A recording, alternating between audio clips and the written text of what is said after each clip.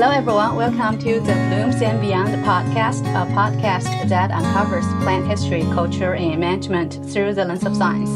I'm your host, Ping. How's everyone doing today? I'm doing great because I have one of my fellow horticulturists, my dear colleague and my friend, Dr. Sheri Dorn, here with me today on the show to talk about one of the most exciting topics, garden therapy.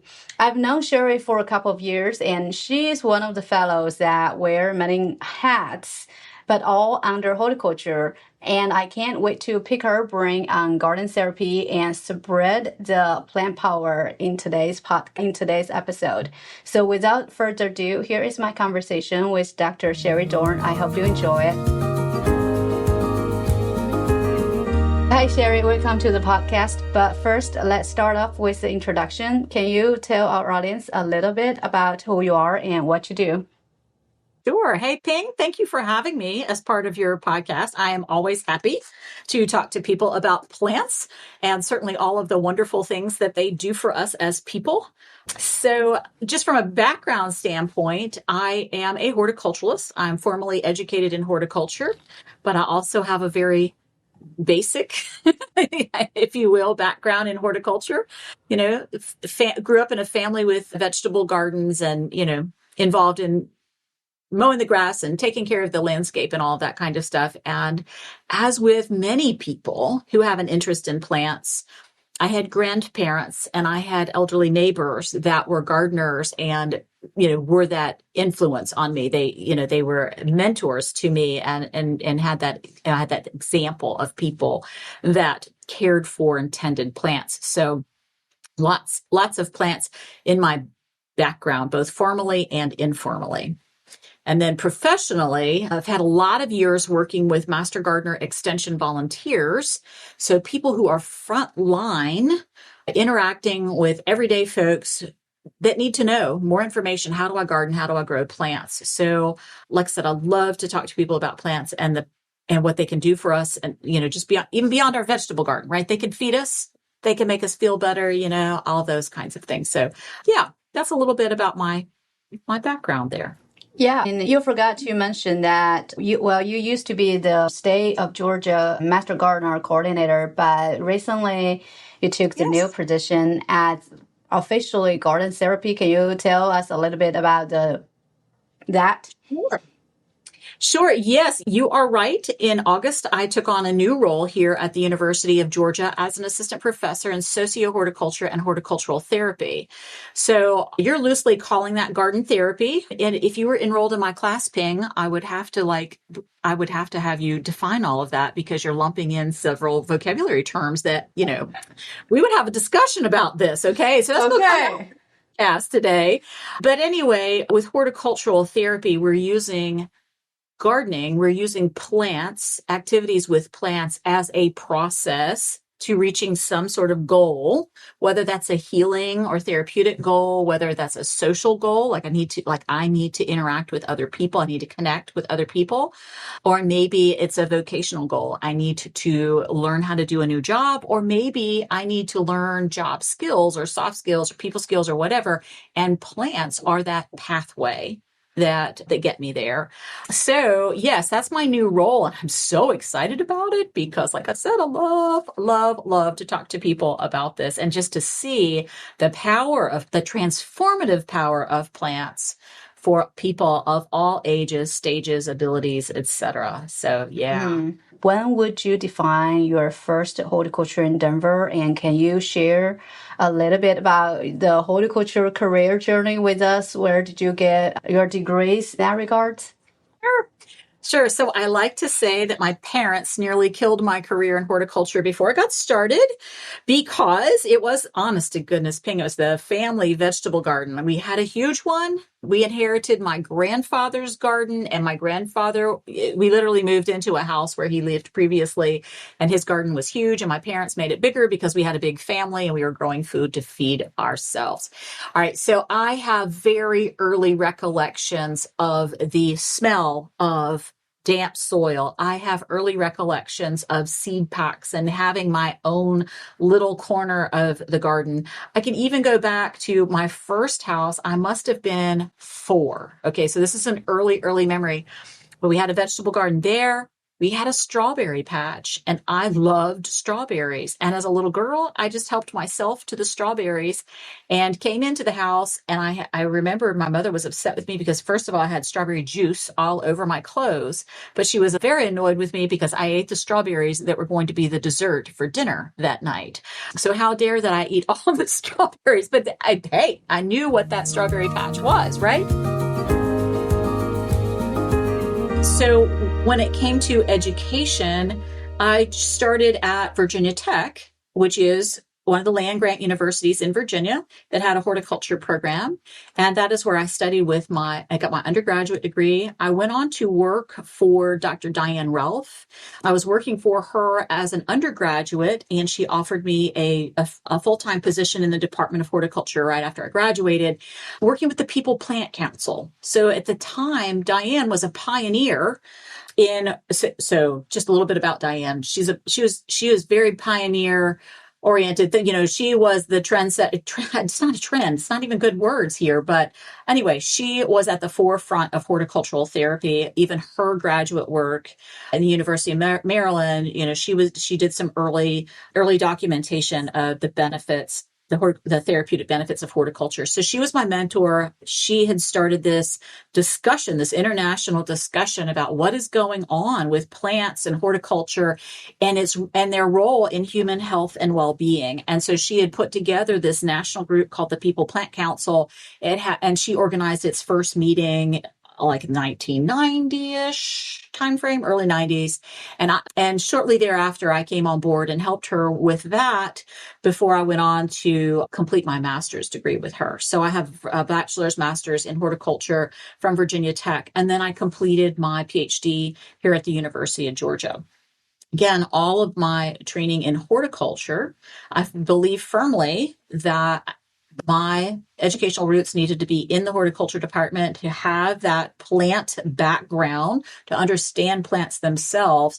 But horticultural therapy also works along with other allied sciences and specialties, and certainly the medical arena, so that we can bring their perspectives on health and rehabilitation, medicine, and so forth in with the knowledge of plants and growing plants and people, and put all of that together.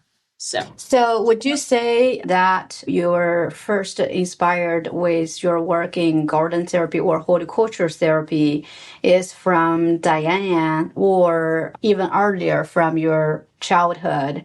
And how can you elaborate that a little bit more? Yeah, my fascination with horticultural therapy and socio-horticulture really began when I was working for Diane and working a lot with Master Gardener volunteers who would be involved in community gardens. And community gardens are always like my crucible. This is where I saw a lot of what I loosely call the plant magic. Okay. That's a very basic term. It's not a scientific term by any means. But in a community garden setting, you have people from all different walks of life that come together in this shared space. They're all focused on growing plants, and they begin to talk to each other, and they begin to share things like tools and seeds and information, and they help each other. And it is a connection.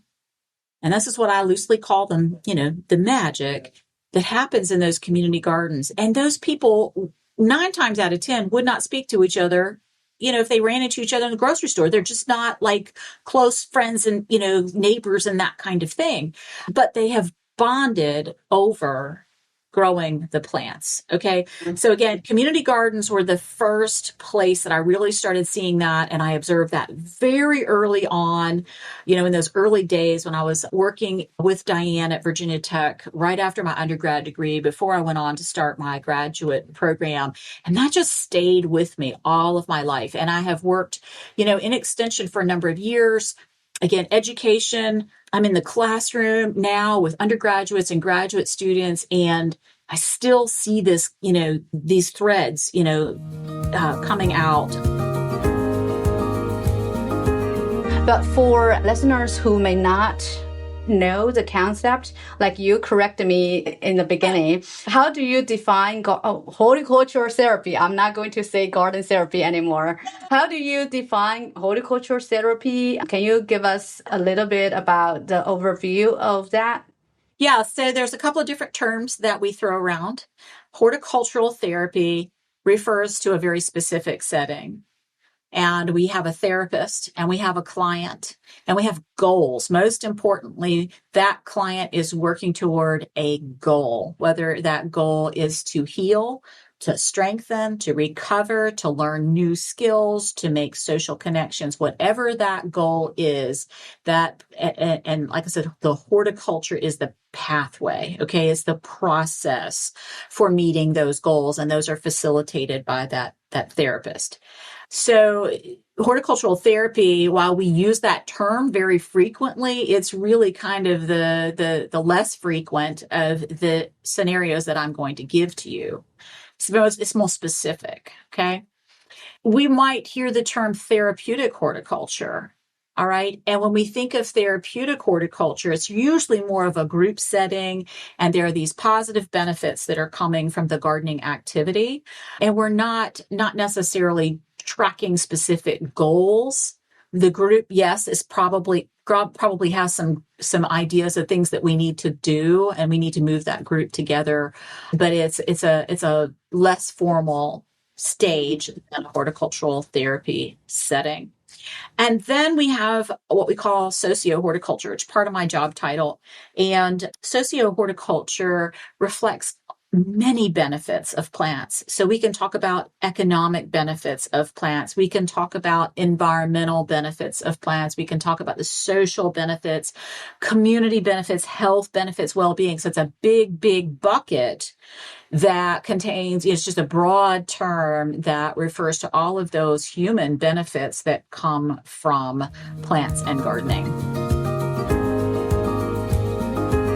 I get asked that a lot, actually. And you'll see silly things like garden is therapy, or garden is cheaper to buy plants than it is to go to a therapist, or something like that. People joke about that all the time because they do realize how rewarding gardening is.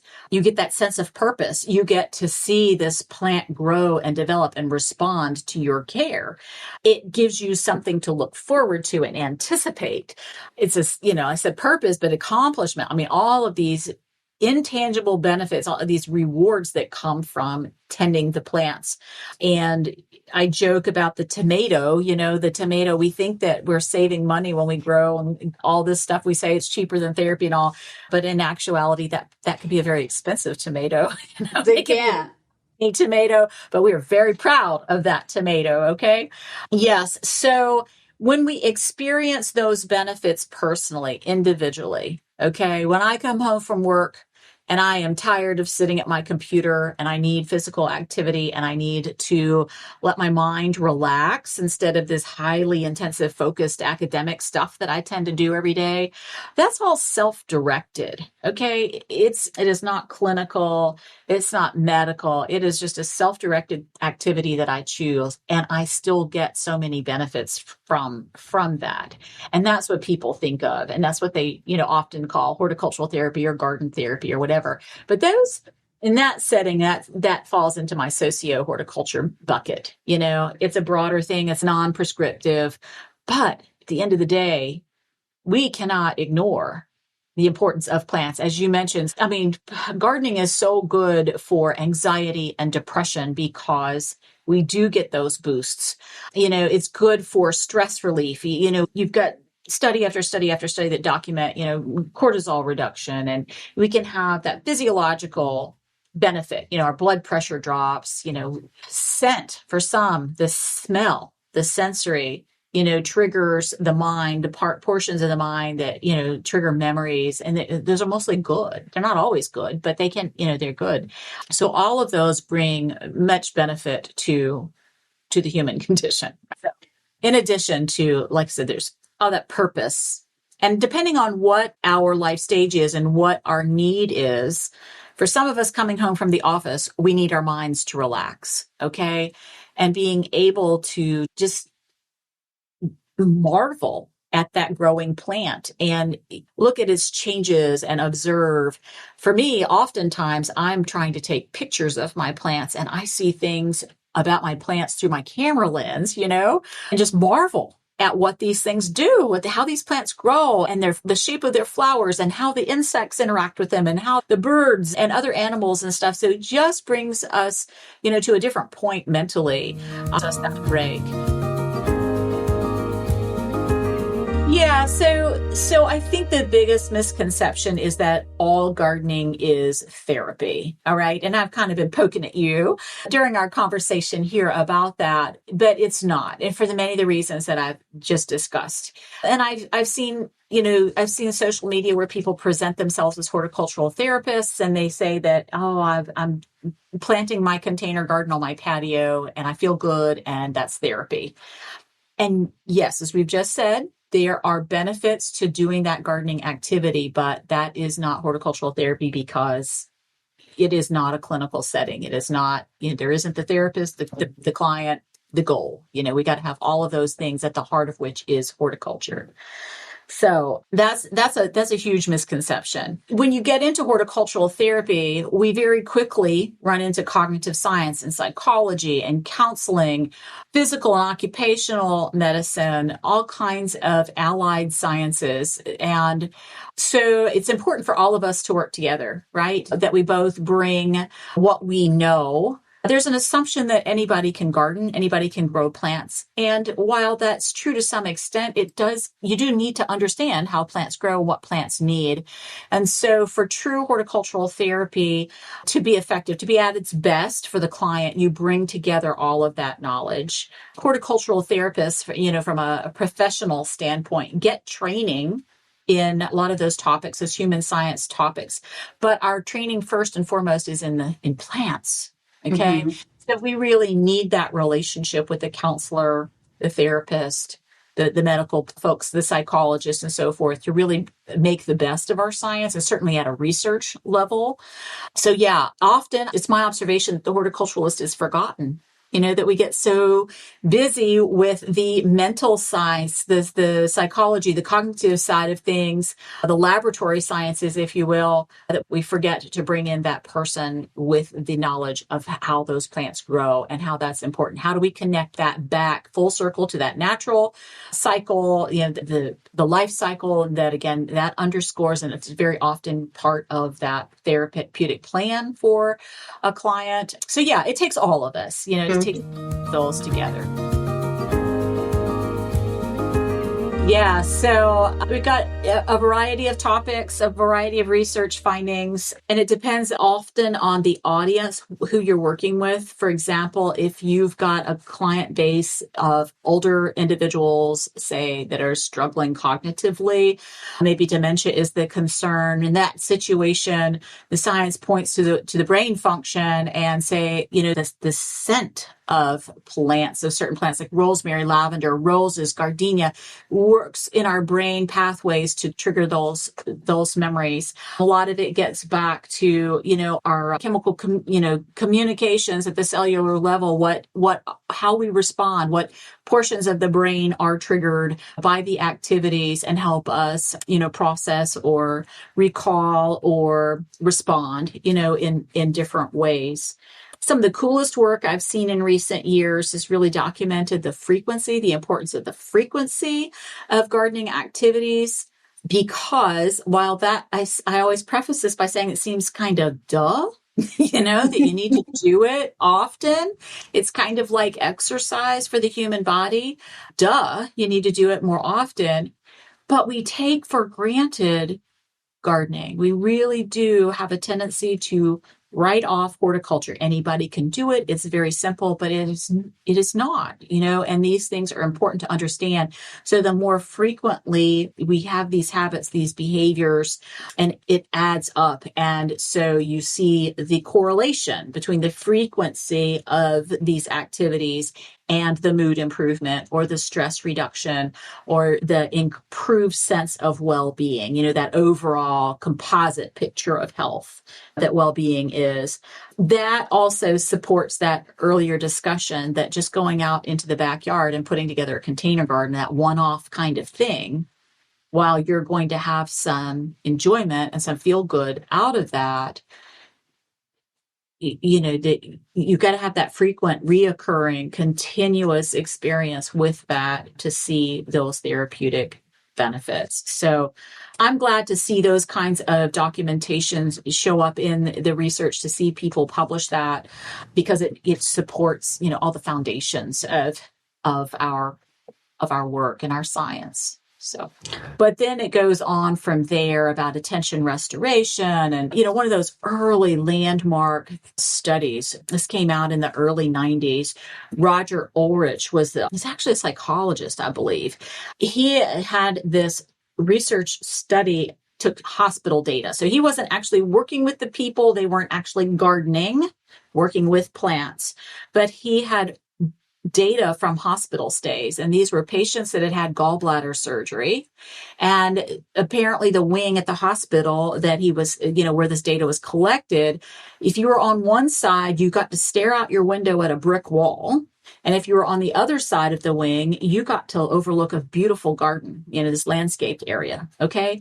And in that data, so fantastic data set, right? That it was very clear that the patients that viewed the garden had a shorter hospital stay, took fewer pain medications, and they were less obnoxious, essentially, fewer complaints, that kind of thing. They were better patients, Ping, all right, than the patients that looked out over the brick wall. And that was like a landmark study that we started getting some of this physiological type, these are more behavioral types of markers. And then we look at inside the body what that's actually doing for us. And it does get back to, those chemical communicators, so what's going on inside of our brain and how our body is responding to a stressful situation or what we think is a non-stressful situation. What I was talking about earlier about why it can be so relaxing to us to come home from the office, where in the office setting we have been highly focused. Our brain is extremely focused on whatever work that we are doing. And when we come home and go out into the garden, then it's a relaxation because we're fascinated. So the brain's working differently. It's not working as intensively, even though we are, just totally engrossed in our plants and so forth. So there's a couple of different things going on in the body, but it does get back to, what's going on at the cellular level and how our brains are communicating and our bodies are responding. In the fall, I teach a class that gets into the socio-horticultural elements of people-plant connections. It's a very long title for my course, but we follow a model, and one of those levels that we talk about, levels of benefits, is the economic benefits of plants. And you are referring to a very classic textbook example that we know that data tells us that when we landscape our properties in an attractive way, that they will command higher prices. The return on a landscape investment is better than renovating your kitchen. You get a higher return in terms of sales price. Often well-landscaped homes are on the market for a shorter period of time. In other words, they'll sell faster. And that as we develop nice landscapes, those communities become desirable. It is establishing a sense of place. It's all part of that human placemaking process. People want to be there. Again, we can go back into those theories. We have this natural affinity for plants and landscaping, for being around plants. And so those communities become very desirable. And yes, the effect, all of this can add up to higher prices. So we can guard against maybe some of the negative aspects of that. In other words, people want the benefits that come along with those plants, but they don't want their taxes to go so high that they can't afford it and they can't live there anymore. But we can be proactive against those kinds of scenarios by keeping people involved in that conversation, keeping them active in decision making, making it a very collaborative type of approach instead of an exclusionary type of approach. So yeah, those are some very real dynamics that happen because plants are desirable. People want to be in beautiful places. But at the same time, from that landscape value discussion, we can also make our landscapes so complex and involved that some people don't want that, and that can actually become very unappealing. I don't want to buy that property because there's no way I could take care of it. I don't have the time. I don't have the physical energy. I don't have the money, whatever it is, that they're overwhelmed by that. So I don't think about plant types a whole lot at the beginning of the journey, whether it be a new program, a new client base, or whatever, because I've got to figure out what the goals are. Okay, it comes back to the goals.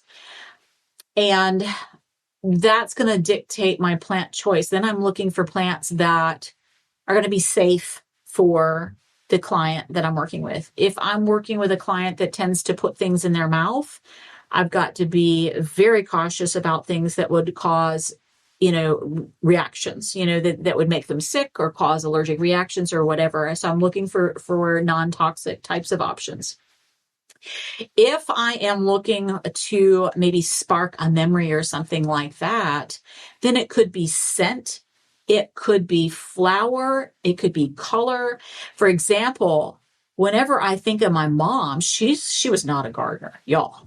I got my gardening influence from my grandparents. Okay, Mom was not a gardener, but I remember my mother showing me snapdragons. So I will always in my mind associate her with snapdragons. And she showed me how to squeeze her cheeks. And I know that this is a podcast and nobody's seeing me squish my cheeks, but that's what she did with the snapdragon flowers. And I can't ever look at a snapdragon without doing that. So what I'm saying is our memory, in that case, my memory is connected to a specific annual flower. Okay. So again, it just gets back to the goal. Maybe I need to, to work on textures, and I need plants with big leaves, or, the rough undersides, or, plants that have a lot of venation. I think about oak leaf hydrangea, they're kind of coarse on the underneath side, and you can, feel the midrib and some of those veins, and that leaf has real texture. That's sensory. That is really sensory. And of course, the prickliness of, say, a holly leaf.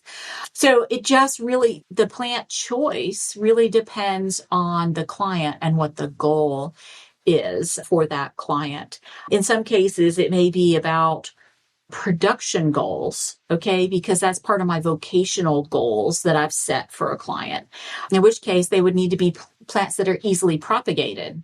And that opens up a whole nother realm of things. So again, it's not so much the species. And in that way, it opens the world up to us. We have so many plants, and maybe so my position is actually in part with the State Botanical Garden of Georgia, which has a huge conservation interest and focus. So maybe we incorporate native plants, or those kinds of selections into our activities, into our therapeutic activities. Or maybe it's vegetables, or maybe it's fruits or herbs. We do a lot with herbs. So again, I think I made my point there that it really depends on the client and the goals, what we're trying to do. So, first of all, if you are a horticulturalist, if you are a plant person professionally, understanding the importance of these benefits, of the socio-horticultural benefits of plants, is really important to our industry. This is why people are rediscovering plants. Okay, it started with the pandemic, when people were stuck at home. Okay, plants and garden centers, horticulturalists were considered essential. People could get out and get their plants, but people began to see the importance of plants and gardening and horticulture to human health and well-being, to our mental state, to our physical state, to all this whole role in health. And that is absolutely essential to green industry success, capitalizing on that. I mentioned the course that I teach in the fall here at University of Georgia. By the time we get through the whole semester, the students tell me, I want to sing and dance and almost cry in sheer joy, when I read the papers and see the evolution. And they tell me over and over again, I didn't see plants. I did not think anything of them. I did not understand. And now I can't take a walk down the sidewalk without realizing the number of plants around me and their importance. And I can't wait to have my own garden. I cannot wait to buy my own plants. Most of the students in this semester have gone. They tell me, because I ask them these questions, they go out and they buy plants because of this, because of this class and the things that we're talking about. And it resonates so strongly with them. So horticulturalists out there all over the place listening to this, understand that there's a powerful marketing message for our industry, and understanding the health and well-being aspects, the benefits of plants to our communities. It comes back to the people side of horticulture. Don't forget the people side of plants. We won't have an industry if there aren't people buying our plants, right? If we don't have people buying our services. And so that's really our leading edge there is, that's why young people are interested in plants these days, because they see this duality, they see these added benefits, if you will.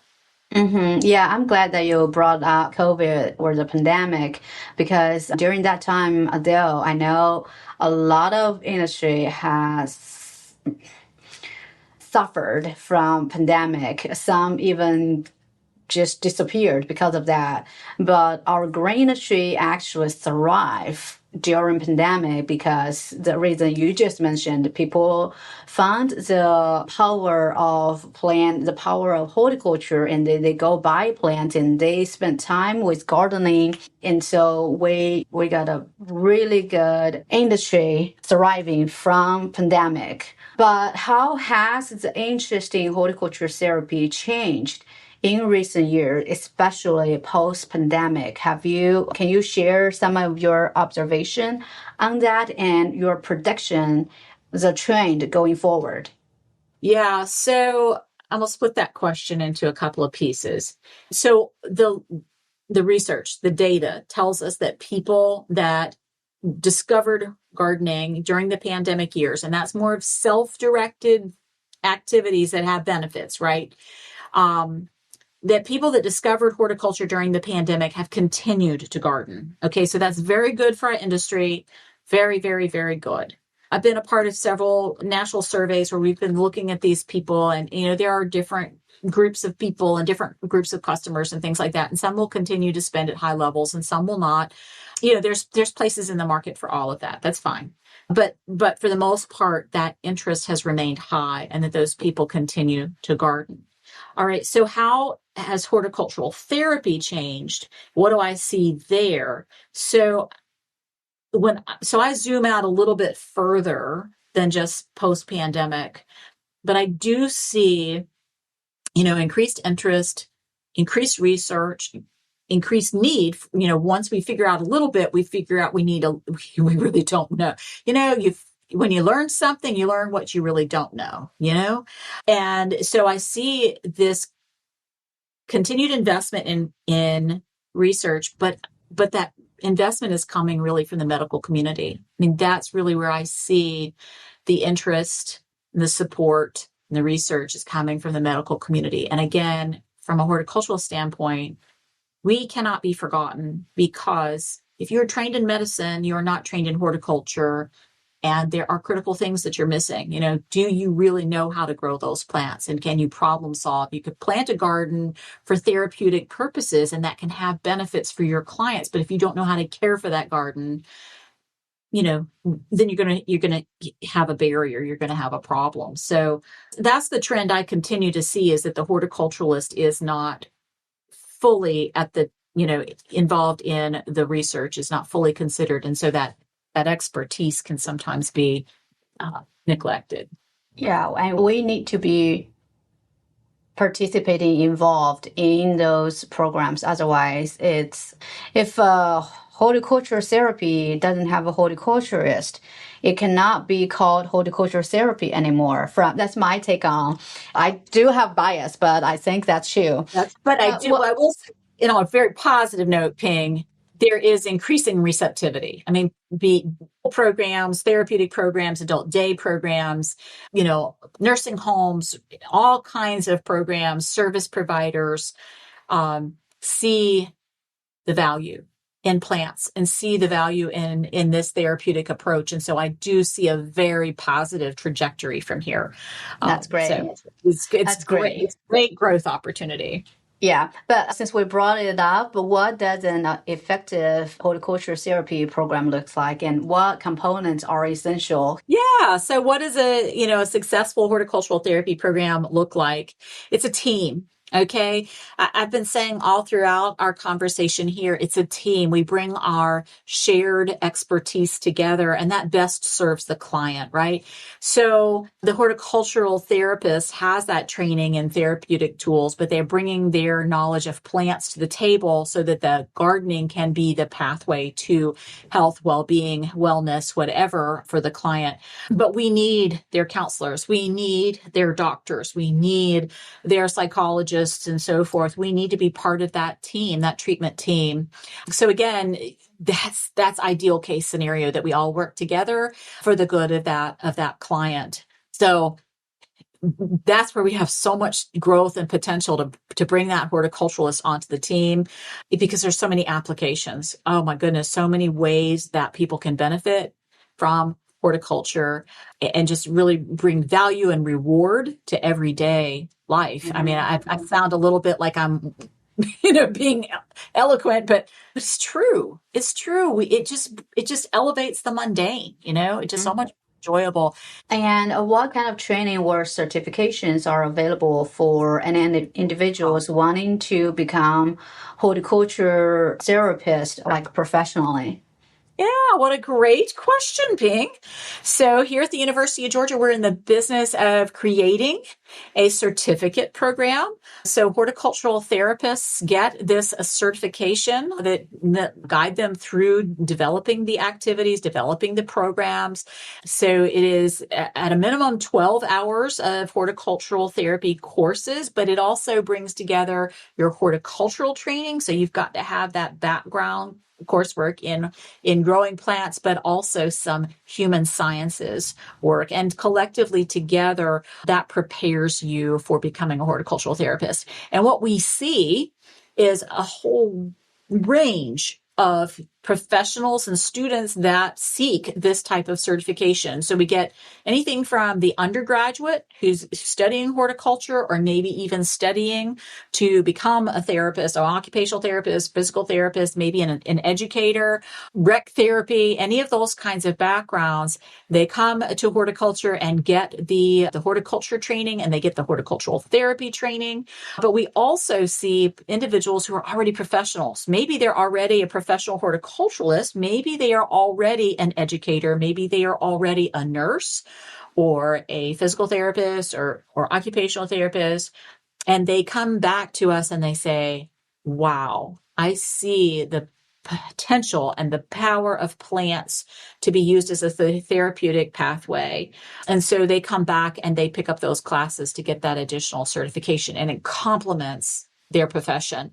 But again, in those cases, it's so important to get that background in basic horticulture, understand your vegetables, understand your indoor plants, understand your landscape plants, so that you can use that, you can draw on that wide plant palette in your activities with your clients. Mm-hmm. And for those who does not have a plan to go as a professional therapist, but they would want to incorporate some of those gardening therapy into their daily life, where should they get started? What plants, tools, or simple activities do you recommend for them to get started? Most people will say, if they don't already know about plants, if they don't already grow plants, they might say, I don't know enough. I'm not confident. I'm afraid I'm going to kill the plant. And I'm going to tell you, try anyway. Try again, and seek out some activities that are pretty low level initially to build your confidence. sow a couple of seeds, try a couple of cuttings, maybe stick some houseplant cuttings in a glass of water, and you see those roots develop, and it is cool. And you're very excited. I mean, if you went to the grocery store and bought yourself some fresh basil, you know how they have those sleeves of herbs in the produce section. So you've got the stem and you've got the leaves. If you brought those home and put them in a vase of water on your kitchen cabinet, those things would root like in less than a week. All right. So you have propagated a plant. That is your check mark, your A plus already. And you can pot that up and then you can keep pinching it and harvesting that basil. You can sow lettuce seeds and get things to sprout. Just choose some of those low level activities to get yourself, get your sea legs underneath of you, if you will, develop some confidence. Then I'm going to tell you, hook up with your extension office. Every county in Georgia has an extension office, and we have people that are trained in horticulture and trained in agriculture and can answer basic questions and also connect you with a lot of our publication resources. So we've got all of these publications, expert guides. They've got lots of pictures in there that will help answer your questions, get you started. The real life people there in your extension office can help you. In some counties, we've got master gardener programs. So that means you've got access to more people. These volunteers have been trained in horticulture, so they can help, guide you and just, they're just another resource to you. They can help connect you with those publications, maybe answer your questions, maybe help walk you through some of those early experiences, help you make good plant choices. Yeah, it's about getting those successes, getting that knowledge, building those experiences. And also that extension community, those master gardeners are going to connect you with other people in your community, and having that support group, having those other people around you that know plants and enjoy plants. Yeah, all of that adds together. Maybe go to a community garden, rent yourself a plot, start a container garden on your patio. I can just keep carrying on. Right now, at the holiday season, I think of paper white narcissus that are so easy and almost immediately rewarding to grow. You can go get those from your local garden center. They're a big bulb, so it doesn't take a super lot of huge, detail or anything. The biggest thing is, do you plant it right side up? And the skinny part at the top, that's the nose of the bulb, that goes up. And the flatter part at the bottom, what we call the basal plate, that goes at the bottom.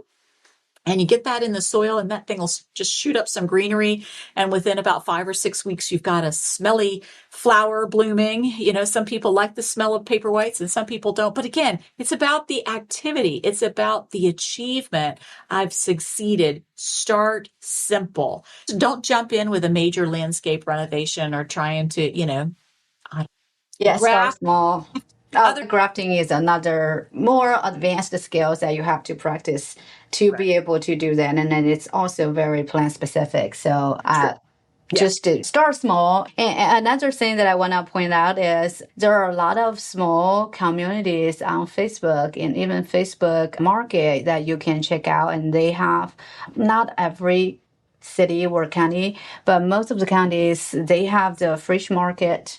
And if not, just go knock your neighbor door, and they might be a plant person who can guide you or who can share some of seeds or plants with you. That's my previous neighbor is that way. So sharing cuttings. It's an experience. It's a whole thing. But I'm glad that you brought up the online communities because, 50, 75 years ago, we were really big into garden clubs. People gathered, predominantly women gathered, and these garden clubs were people that shared an interest in plants, and they were swapping details and, learning from each other, but they were also very community minded, and they were doing a lot for the communities that went beyond just the garden. But it gave a place for people to come together, and they knew that they shared this interest of plants. So in today's society, we see people gathering online, and there's all kinds of plant interest groups. And so you can meet up with people and ask your questions, and, they can be very specific. They can be very general. But again, to the listeners to the show, you're going to hear all kinds of things too in online environments. And, again, I encourage you to be familiar with your extension resources because it's unbiased research-based information. So you can, if you have questions, if you've heard something in a garden club or an online meetup or something like that, and you're thinking, we're giving you that resource today. You've got the extension resources to come back and check that out, check that against, so that gives you, knowledge, it gives you resources. Yeah. And what, I know you just started your new role not too long ago, but what is your vision for this role? So I was hired to create this certificate program, and we're already underway with that. And I'm also in the process of doing a lot of assessment, figuring out where we are at in Georgia and determining, what are opportunities to grow the field. I use that pun there, but to expand our profession, to expand the use of horticulture to improve health and well-being. I have the pleasure of working with graduate students, and their projects get me so excited when we see ways that horticulture can do just that. We can use it to improve health and well-being. So that really there's so much to be done. Yeah, I'm just so excited.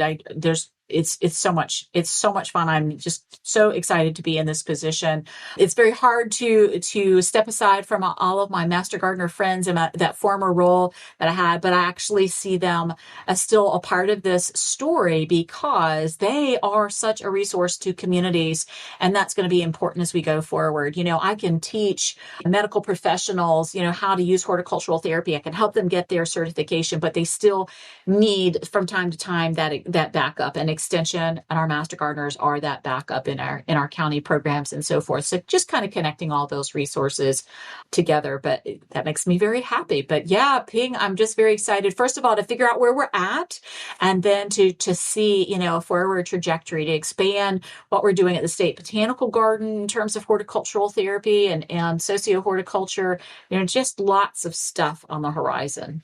Yeah. That's great, because I know that you're going to lead a very good, very successful program in horticulture therapy, and I want this horticulture therapy to be out wild, to be accepted more and more, so that people would appreciate horticulture more. And that's one of the reasons I kind of started a podcast, to spread the plant power out there, because like you said, it's magical. But with that in mind, if people want to go look out for more of your work in regards to horticulture therapy or other works that you have done under the horticulture arena, where do you recommend they go look out for information? Yes. So I'm in the process of setting up a website about our horticultural therapy program. So they'll be able to connect with me through the University of Georgia Department of Horticulture. So they'll find more resources. In the immediate short term, if they want to email me, of course, my contact information is available on the department webpage as well. So I'm happy to chat with people and connect them with resources. And yeah. Yeah, I'll put the link in the show notes so people can collect it and find the information that is needed. So thank you, Sheri, for taking time out of your busy schedule to talk with us on horticulture therapy. I enjoyed a lot, and I'm very happy and excited for you on this new role, on this new horticulture therapy program here in Georgia. I think it'll be great. So thank you. You're welcome. Thanks for having me, Ping. Conversation like this only happen when you support the show. For more information and find ways to support us, please go to bnbpod.com, bnbpod.com. If you like what you are hearing, spread the word and share this podcast with the people you love. Make sure you hit that subscription button and give a review for the podcast. And as always, go check out the show notes to learn more about this topic and other topics we featured on the show at bnbpod.com. Thank you for listening. Till the next time, stay healthy and go plants.